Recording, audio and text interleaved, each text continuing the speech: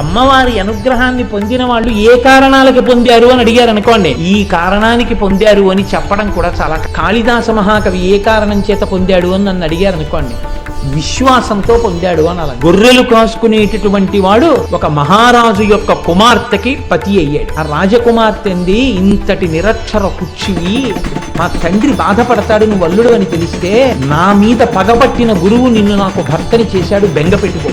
ఈ ఉజ్జయిని నగరంలో రాత్రంతా నగర సంచారం చేసి తెల్లవారే వేళ కాళికాదేవి గుళ్ళోకి వస్తుంది. నువ్వు వెళ్ళి గుళ్ళో కూర్చుని తలుపులు వేసి కూర్చు. ఆయనకున్నది మొండితనం.